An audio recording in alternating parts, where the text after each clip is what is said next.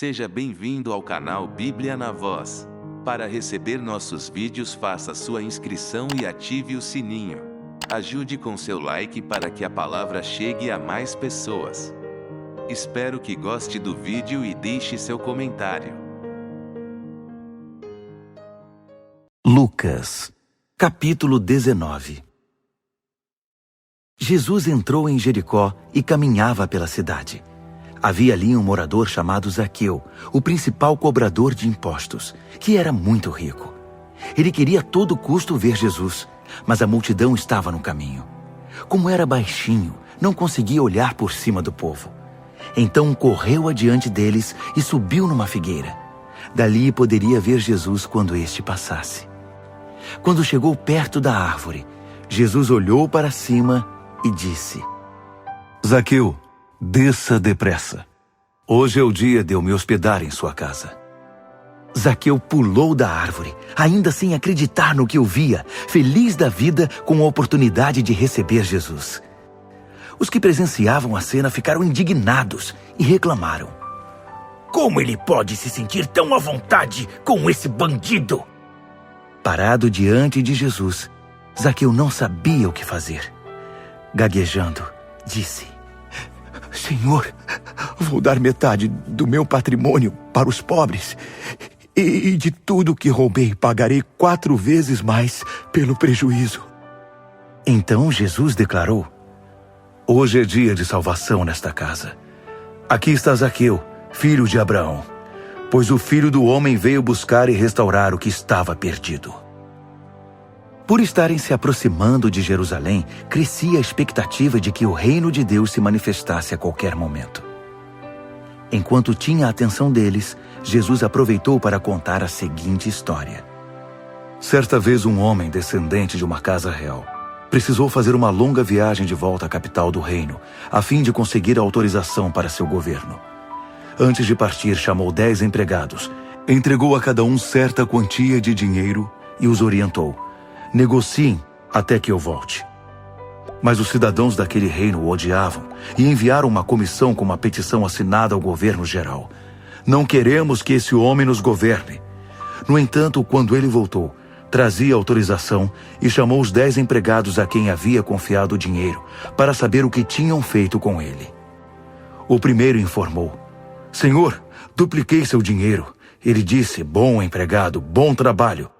Já que você se mostrou confiável nesse pequeno empreendimento, eu darei a você o governo de 10 cidades. O segundo disse: Senhor, consegui um lucro de 50% com seu dinheiro. Ele disse: Vou designar você para um cargo sobre 5 cidades. O terceiro empregado disse: Senhor, aqui está seu dinheiro são e salvo. Eu o guardei num cofre. Para dizer a verdade, estava com um pouco de medo. Sei que o Senhor tem padrões muito elevados e detesta a negligência. Também não tolera que ninguém cometa erros. O homem respondeu: Você está certo. Não tolero gente que comete erros. E foi o que você fez. Por que não investiu o dinheiro em ações para conseguir pelo menos um pequeno lucro? Então ele ordenou aos que estavam ali: Tirem o dinheiro dele e entreguem-o ao que duplicou o capital.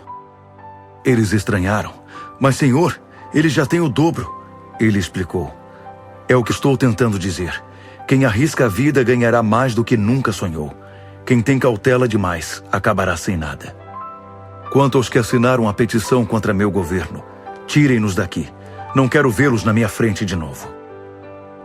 Depois de dizer essas coisas, Jesus retomou o caminho para Jerusalém.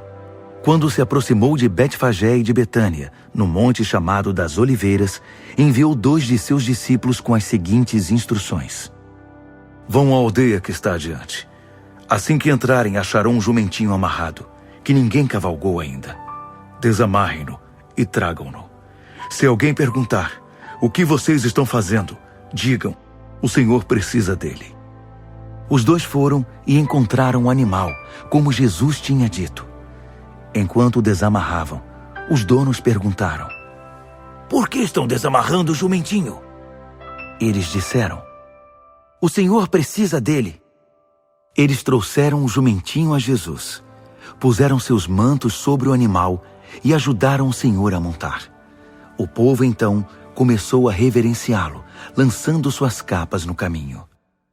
Lá no alto do Monte das Oliveiras, onde começa a descida, a multidão dos discípulos irrompeu num louvor entusiasmado por causa de todas as obras poderosas que haviam testemunhado. Bendito é ele que vem, o Rei em nome de Deus! Paz no céu, glória nas alturas! Alguns fariseus que acompanhavam a multidão disseram: Mestre, controle seus discípulos! Mas Jesus reagiu: Se eles se calarem, as pedras vão falar por eles. Quando viu a cidade, ele chorou por causa dela e disse: Se ao menos você tivesse reconhecido este dia e entendido quanto seria bom para você. Mas agora é tarde. O que vem por aí é a guerra. O cerco e a pressão virão por todos os lados. Você e seus filhos serão esmagados. Nenhuma pedra ficará intacta. Tudo isso porque você não reconheceu Deus, nem o recebeu quando ele veio em pessoa. Quando chegou ao templo, ele começou a expulsar todos os que tinham pontos de venda ali, onde se comprava qualquer coisa. Ele disse: Está nas Escrituras. Minha casa foi designada casa de oração, mas vocês a transformaram em ponto de encontro de ladrões. Depois, Jesus passou a ensinar diariamente no templo. Os principais sacerdotes, os líderes religiosos e os líderes do povo tentavam encontrar uma forma de se livrar dele. Mas com o povo atento a cada palavra que ele dizia, nada conseguiram. Lucas, capítulo 20. Certo dia ele estava ensinando o povo no templo, proclamando a mensagem. Os principais sacerdotes, os líderes religiosos e os líderes do povo exigiram: Mostre-nos suas credenciais. Quem deu a você autorização para falar e agir desse modo? Jesus respondeu: Primeiro farei uma pergunta a respeito do batismo de João. Quem deu autoridade a ele? Os céus ou os homens? Eles ficaram num beco sem saída. Fizeram uma roda para confabular. Se dissermos os céus, ele vai nos perguntar por que não acreditamos nele. Se dissermos os homens, o povo acaba com a gente, pois para eles João era profeta de Deus. Tiveram de admitir que Jesus os vencera ali e responderam que não sabiam. Jesus disse: Então, também não vou responder à pergunta de vocês. Jesus contou outra história ao povo.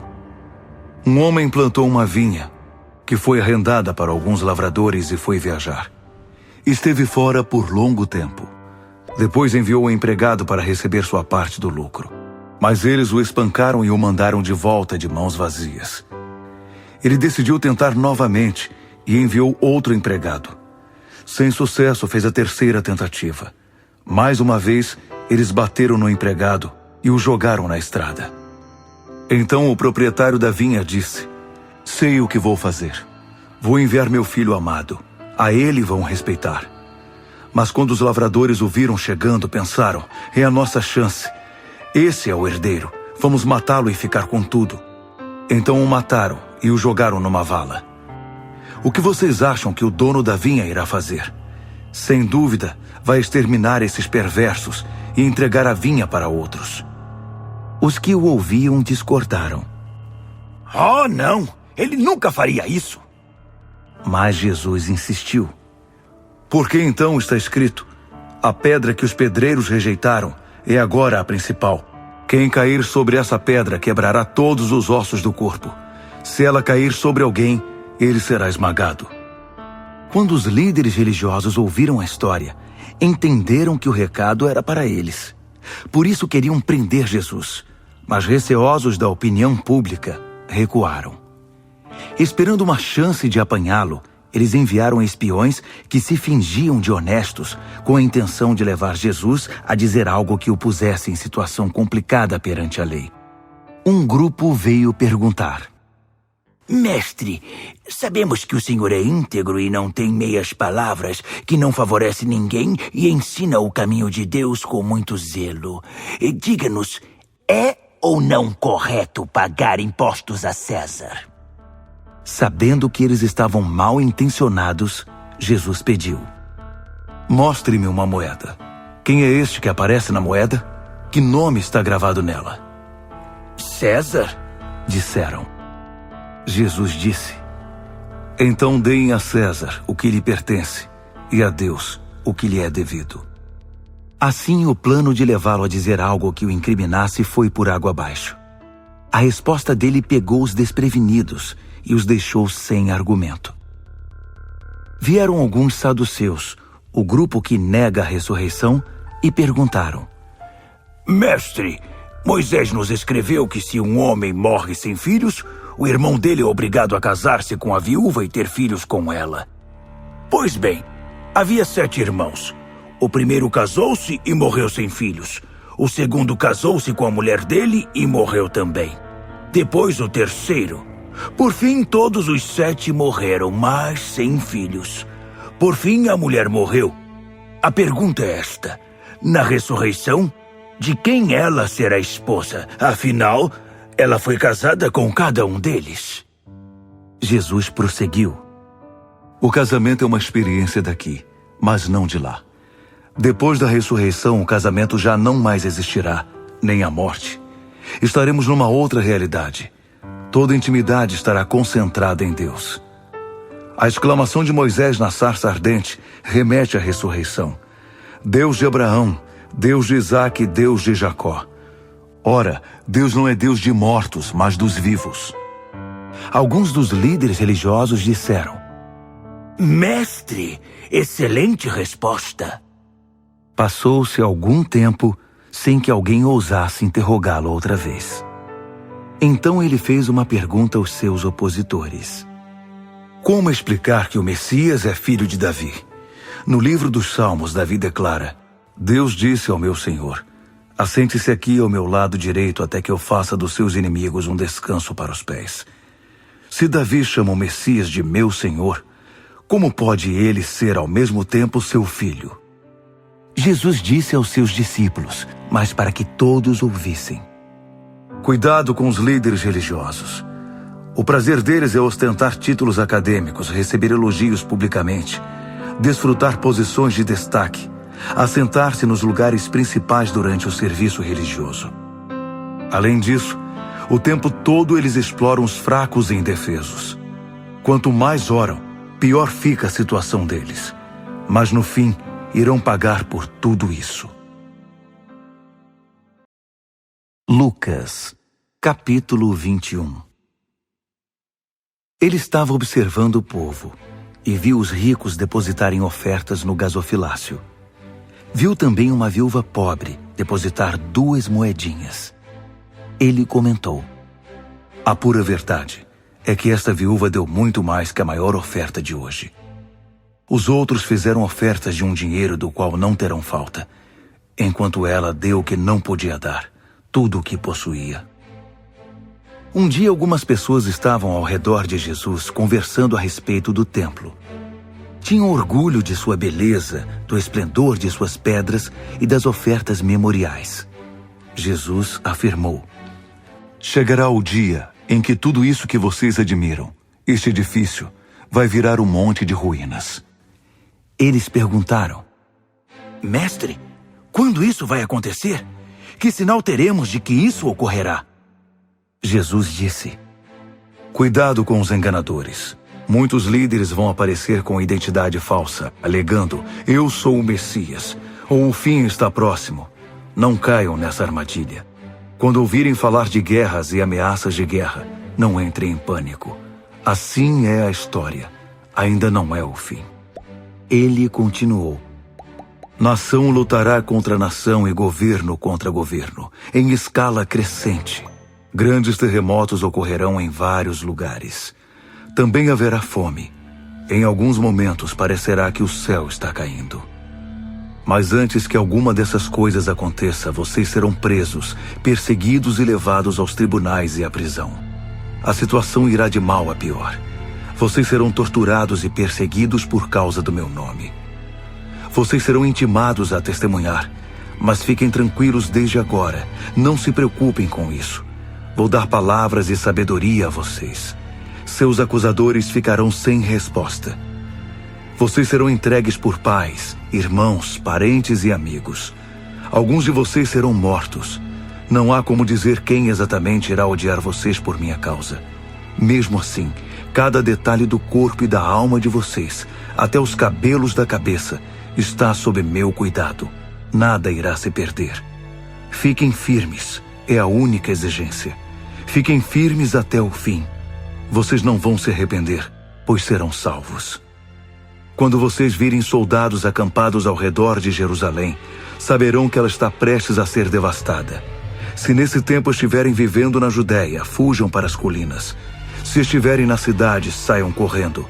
Se estiverem no campo, não passem em casa para pegar um agasalho. Esse será o dia da vingança. Tudo o que está escrito a respeito desse dia irá se cumprir. Será muito difícil para as grávidas e para as que amamentam. Uma tragédia terrível, grande ira.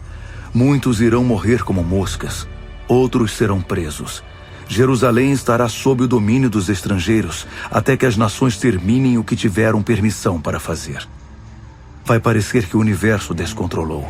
O sol, a lua, as estrelas, a terra, o mar enfurecido, o mundo inteiro em pânico, o vento soprando ruidoso pela ameaça do juízo, os poderes existentes abalados em sua estrutura. Então eles verão o Filho do Homem. Ele será recebido em grande estilo. Uma recepção gloriosa. Quando tudo isso começar a acontecer, fiquem firmes, de cabeça erguida. A vitória está chegando. Como ilustração, ele contou uma história. Olhem para a figueira. Qualquer figueira. Quando as folhas começam a aparecer, o verão está chegando. Será a mesma coisa naquele dia. Quando virem essas coisas acontecerem, estejam certos de que o reino de Deus está próximo. Não façam pouco caso do que digo. Não estou falando apenas a uma geração futura, mas a esta também. Essas coisas vão acontecer. O céu e a terra vão desaparecer, mas as minhas palavras jamais. Fiquem atentos. Não permitam que a esperança de vocês se perca na roda viva de festas, bebidas e compras. Senão, aquele dia pegará vocês de surpresa, como uma armadilha, pois virá para todos, em toda parte e de uma vez. Por isso não durmam no ponto. Orem sempre, a fim de terem força e sabedoria para encarar a situação, e permaneçam firmes na presença do Filho do Homem. Ele passava os dias no templo ensinando, mas à noite ia para o Monte das Oliveiras. Todo o povo chegava bem cedo no templo para ouvi-lo. Lucas, capítulo 22. A festa dos pães sem fermento, também chamada Páscoa, estava próxima. Os principais sacerdotes e líderes religiosos procuravam um meio de se livrar de Jesus, mas com medo do povo, queriam fazer isso sem alarde. Foi quando Satanás entrou em Judas, chamado Iscariotes. Ele era um dos 12. Deixando os demais, ele se aconselhou com os principais sacerdotes e com os guardas do templo a respeito de como poderia trair Jesus. Eles não conseguiam acreditar na sorte que estavam tendo e concordaram em pagar-lhe bem. Judas lhes deu sua palavra e começou a procurar um meio de trair Jesus, mas longe da vista da multidão. O dia dos pães sem fermento chegou, quando o cordeiro era sacrificado. Então Jesus pediu a Pedro e João: "Vão preparar a Páscoa. Vamos comer a ceia juntos." Eles perguntaram: "Onde queres que preparemos a ceia da Páscoa?" Ele disse: "Fiquem de olhos abertos quando entrarem na cidade. Um homem com um jarro de água encontrará vocês. Sigam-no. Perguntem ao proprietário da casa em que ele entrar. O mestre quer saber em qual aposento ele poderá comer a ceia da Páscoa com seus discípulos. O homem mostrará a vocês uma sala no segundo andar, espaçosa, limpa e arrumada. Façam ali os preparativos." Eles saíram, encontraram tudo como ele disse que encontrariam e prepararam a ceia. Quando chegou a hora, ele se sentou com os apóstolos e declarou: Vocês não fazem ideia de quanto desejei comer esta ceia com vocês, antes de começar o grande sofrimento da minha missão. Será a última ceia, até que todos a comamos outra vez no reino de Deus. Tomando o cálice, ele o abençoou e disse: Tomem e distribuam-no entre vocês. Não beberei vinho outra vez até que venha o reino de Deus. Tomando o pão, ele o abençoou, partiu e deu a eles, dizendo: Isto é o meu corpo dado por vocês. Comam-no em memória de mim. Ele fez o mesmo com o cálice após a ceia, dizendo: Este cálice é a nova aliança no meu sangue, derramado por vocês. Vocês sabiam que a mão daquele que vai me trair está aqui nesta mesa? É certo que o Filho do Homem irá trilhar um caminho já estabelecido, nenhuma surpresa. Mas para aquele que o entregar será uma desgraça, pois ele é nada menos que o traidor do Filho do Homem. Imediatamente começaram a suspeitar um do outro e a perguntar um ao outro quem estaria prestes a fazer aquilo. Minutos depois, eles começaram a discutir sobre qual deles era o maior. Então, Jesus interferiu. Os reis gostam de mostrar seu poder, e os líderes gostam de se dar títulos pomposos. Com vocês não será assim. Que o maior de vocês se torne o menor. Quem quer ser líder deve se tornar servo. Quem vocês preferem ser? O que come o jantar ou o que o serve? Vocês preferem comer e ser servidos? Mas eu assumi entre vocês o lugar de quem serve. E vocês têm estado comigo em meus momentos difíceis. Agora, confiro a vocês a autoridade real que meu Pai conferiu a mim, para que eu possa comer e beber na minha mesa no reino, e ser fortalecido enquanto vocês assumem responsabilidades em meio ao povo de Deus. Simão, fique firme. Satanás fez o que pôde para separar você de mim, assim como se separa a palha do trigo. Mas orei por você em particular, para que você não desanime nem desista.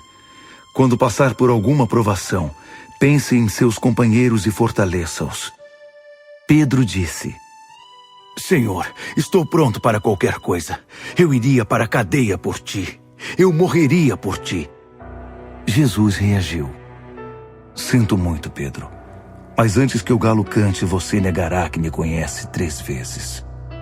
Ele acrescentou: Quando eu os enviei e disse para viajarem com pouca coisa, levando apenas o absolutamente necessário, vocês fizeram isso?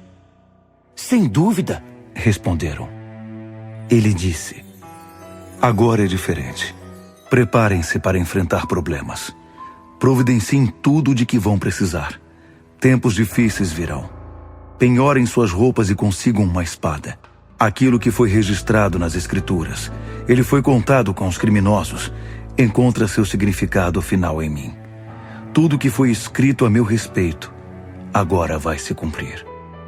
Eles disseram: Senhor, aqui estão 2 espadas. Mas ele disse: Basta, chega dessa conversa sobre espadas. Saindo dali como costumava fazer, ele foi para o Monte das Oliveiras. Os discípulos o seguiram. Quando chegaram a determinado lugar, ele disse: Orem, para que não caiam em tentação. Ele se afastou um pouco, à distância de um arremesso de pedra, ajoelhou-se e orou: Pai, afasta este cálice de mim. Mas, por favor, não seja o que eu quero, mas sim o que tu queres. Imediatamente um anjo do céu apareceu ao seu lado e o consolou. Ele orava com tanta intensidade que o suor, como gotas de sangue, escorria por sua face. Ele se levantou da oração, voltou para os discípulos e os encontrou dormindo, entorpecidos de tristeza. Ele os censurou: Por que estão dormindo? Levantem-se, orem para que não caiam em tentação. Mal ele falou, uma multidão apareceu liderada por Judas, que fazia parte dos 12. Ele foi até onde Jesus estava para beijá-lo. Jesus perguntou: Judas, você trai o Filho do Homem com um beijo? Quando os que estavam com Jesus perceberam o que estava acontecendo, perguntaram: Senhor, Vamos lutar? Um deles deu um golpe no servo do sacerdote principal, cortando a orelha direita do homem. Jesus disse: Parem. Então, tocando a orelha do servo, curou o ferimento. Aos que tinham vindo buscá-lo, principais sacerdotes, polícia do templo e líderes religiosos, ele disse: O que vem a ser isto? Estão me atacando com espadas e paus, como se eu fosse um bandido perigoso? Dia após dia estive diante de vocês no templo, e ninguém levantou um dedo contra mim. Mas façam como quiserem. Esta é uma noite de trevas, uma hora escura. Depois de prender Jesus, eles o levaram para a casa do sacerdote principal. Pedro seguiu o grupo, mas a uma distância segura. No meio do pátio, algumas pessoas haviam feito uma fogueira e estavam assentadas ao redor dela para se aquecer. Uma das empregadas sentadas perto da fogueira o notou, olhou com mais atenção e disse: Este homem estava com ele. Pedro negou. Mulher, nem o conheço. Pouco depois, outra pessoa disse: Você é um deles. Mas Pedro negou. Não sou. Cerca de uma hora depois, outra pessoa afirmou convicta: Ele deve ter estado com ele. É claro que ele é galileu. Pedro reagiu: É sério. Não sei do que você está falando. Assim que ele acabou de falar, um galo cantou. Então Jesus virou-se e olhou para Pedro. O discípulo lembrou-se das palavras do Senhor: Antes que o galo cante, você vai me negar 3 vezes. Saindo dali, chorou amargamente. Os homens que vigiavam Jesus começaram a ridicularizá-lo, batendo nele. Puseram nele uma venda e o ridicularizavam. Quem bateu em você desta vez? E eles se divertiam à custa dele. Pela manhã, os líderes do povo, líderes religiosos e os principais sacerdotes reuniram-se, trouxeram-no diante do concílio e perguntaram a ele: Você é o Messias? Ele respondeu: Se eu dissesse que sim, vocês não acreditariam em mim. Se perguntasse o que querem dizer com essa pergunta, não me responderiam. Então, aqui está o que tenho para dizer. Daqui em diante, o Filho do Homem toma seu lugar à direita de Deus, o lugar de poder. Eles disseram: Então você confirma a sua alegação de que é o Filho de Deus? Vocês é que insistem em dizer isso. Ele respondeu. Mas eles já haviam decidido. Para que precisamos de outra prova?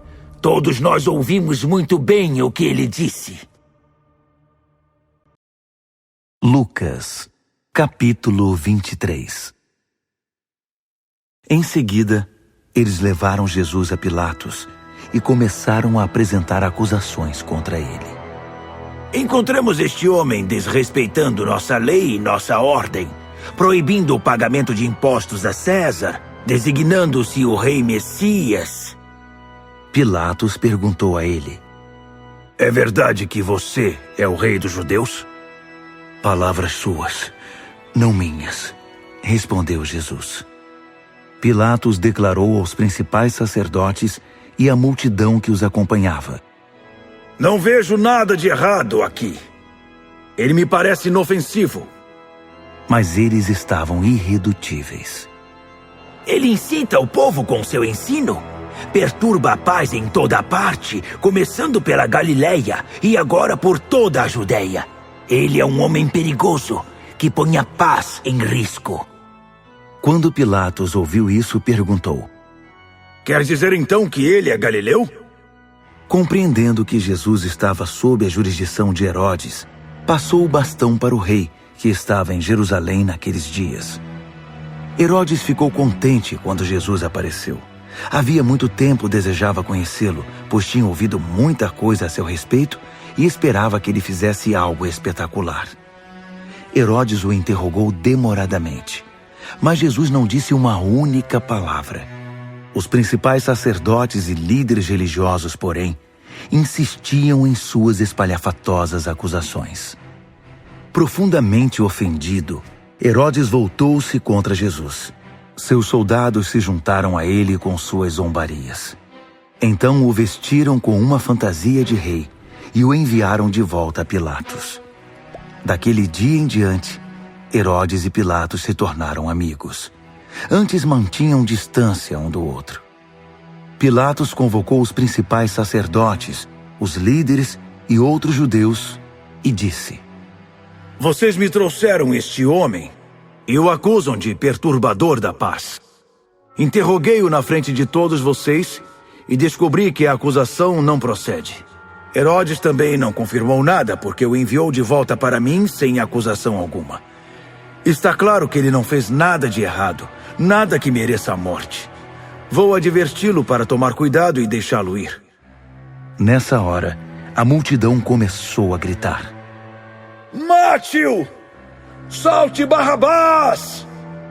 Barrabás havia sido preso por iniciar uma rebelião na cidade e também por assassinato. Pilatos ainda queria soltar Jesus e o defendeu, mas eles continuavam a gritar: Crucifique-o! Crucifique-o! Pilatos interveio pela terceira vez. Mas por qual crime? Ele não fez nada que mereça a morte. Vou dar-lhe uma advertência e deixá-lo ir. Mas a turba furiosa exigia que ele fosse crucificado. Finalmente eles o venceram. Pilatos desistiu e cedeu. Libertou o homem que estava preso por rebelião e assassinato e entregou Jesus ao povo para que fizessem o que bem entendiam. Enquanto o levavam, obrigaram Simão, um homem de Cirene que estava chegando do interior, a carregar a cruz atrás de Jesus. Uma grande multidão os acompanhava e algumas mulheres choravam.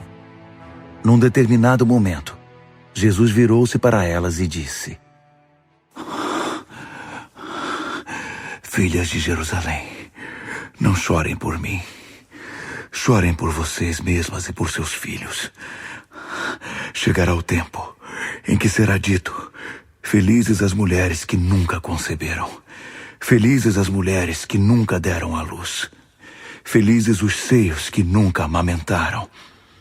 Elas vão pedir às montanhas caiam sobre nós e as colinas soterrem-nos. Se o povo faz essas coisas com uma árvore verde e viva, imaginem o que farão com a madeira seca. 2 outros homens, ambos criminosos, foram levados com ele para a execução. Quando chegaram ao lugar chamado Colina da Caveira, eles o crucificaram, e também aos 2 criminosos, um à direita e outro à esquerda.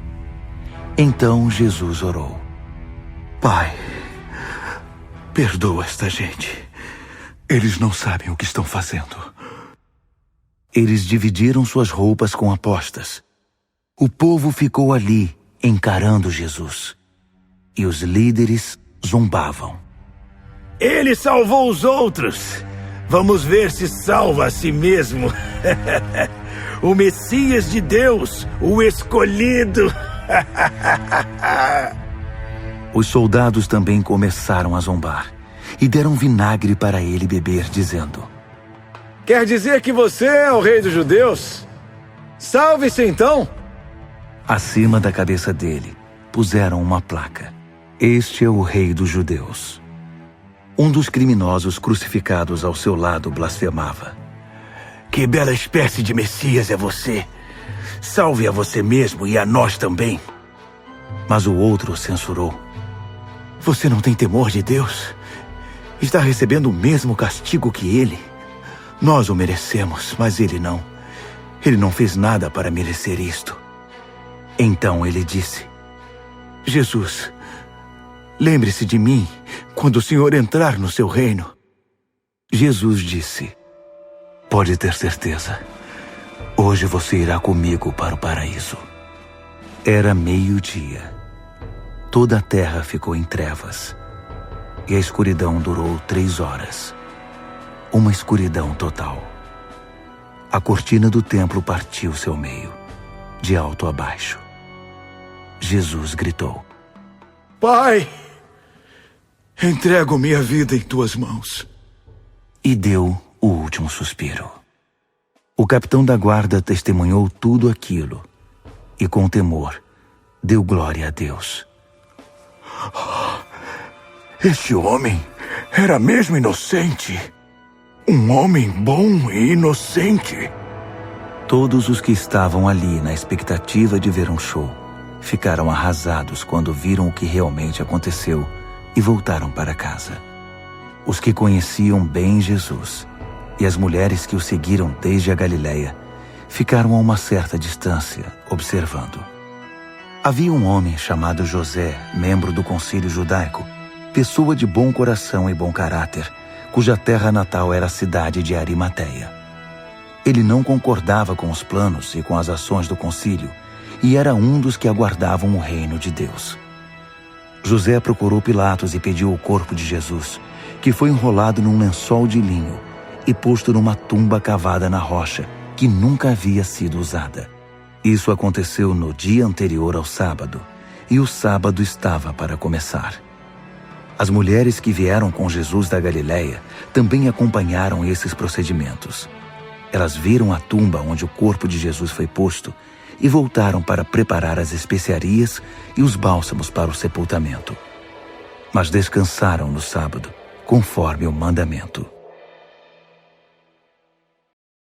Lucas, capítulo 24. Nas primeiras horas do domingo, as mulheres foram à tumba. Levavam as especiarias que haviam preparado para o sepultamento. Encontraram a pedra da entrada da tumba fora do lugar e entraram. Mas não encontraram o corpo de Jesus lá dentro. Confusas, tentavam imaginar o que teria acontecido. Então, de repente, 2 homens com luzes brilhando ao redor apareceram ali. Elas ficaram apavoradas e se curvaram em reverência. Os homens disseram: "Por que vocês estão procurando aqui aquele que está vivo? Ele não está aqui, mas ressuscitou. Lembrem-se do que ele disse quando ainda estava na Galileia, que tinha de ser entregue aos pecadores, ser morto numa cruz e ressuscitar no 3º dia." Então elas se lembraram das palavras de Jesus. Deixaram o túmulo e contaram tudo aos 11 e aos demais. Maria Madalena, Joana, Maria, mãe de Tiago, e as outras mulheres que estavam com elas relataram os fatos aos apóstolos, mas eles não acreditaram numa só palavra que disseram, achando que era coisa da cabeça das mulheres. Mas Pedro correu até a tumba, olhou para dentro e viu apenas alguns lençóis, nada mais. Abalado e admirado, ele voltou balançando a cabeça. Naquele mesmo dia, 2 discípulos caminhavam em direção à cidade de Emaús, a uns 10 quilômetros de Jerusalém. Eles conversavam a respeito de todas as coisas que aconteceram. No meio da conversa, Jesus apareceu e os acompanhou, mas não o reconheceram. Ele perguntou: "O que vocês estavam discutindo tão compenetrados?" Eles pararam cheios de tristeza, como se tivessem perdido o melhor amigo. Um deles, chamado Cleopas, respondeu: "Você deve ser a única pessoa de Jerusalém que não sabe o que aconteceu nos últimos dias." Ele perguntou: "E o que foi?" Eles disseram: "As coisas que aconteceram a Jesus, o Nazareno. Ele era um homem de Deus, um profeta, que falava e fazia como ninguém. Era abençoado por Deus e amado pelo povo. Mas nossos líderes e principais sacerdotes o traíram, o sentenciaram à morte e o crucificaram. Tínhamos esperança de que ele fosse o libertador de Israel.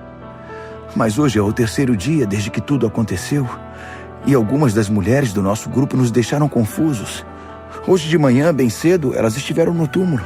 Não encontraram o corpo e voltaram com a história de terem visto anjos e que esses afirmaram que ele está vivo.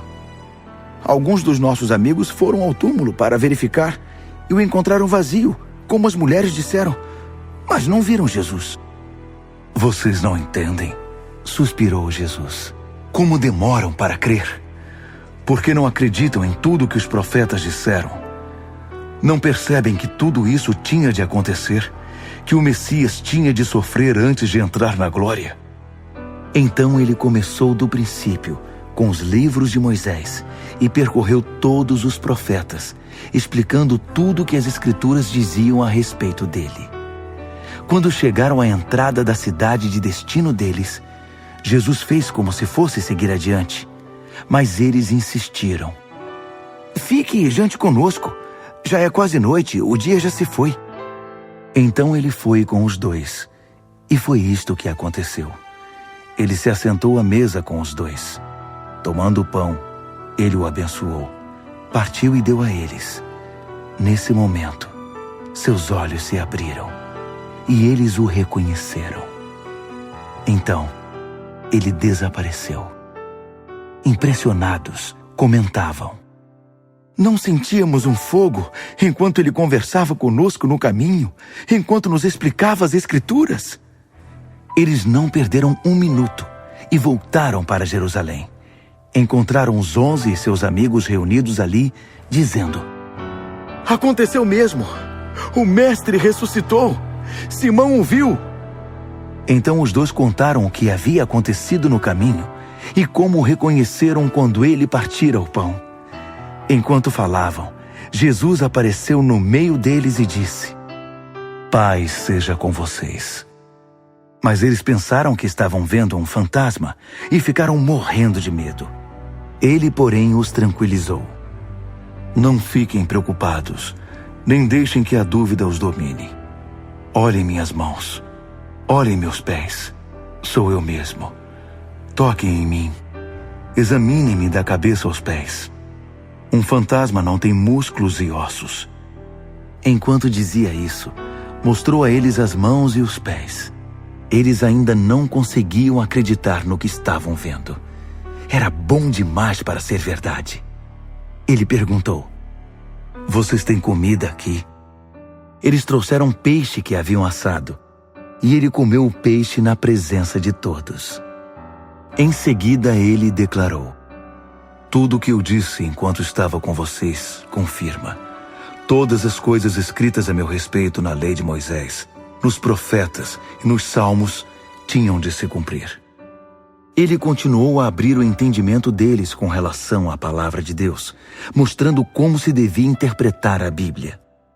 Vocês podem ver agora que está escrito que o Messias sofreria e se levantaria dentre os mortos no terceiro dia, e uma mudança radical de vida por meio do perdão de pecados é proclamada em seu nome a todas as nações, começando aqui em Jerusalém.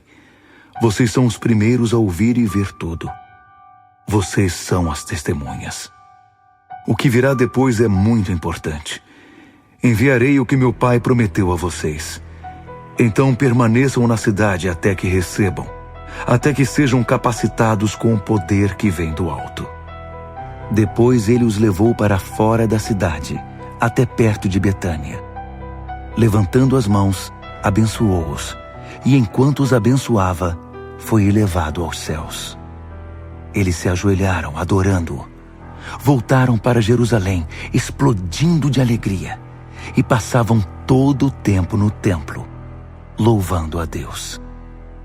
Amém.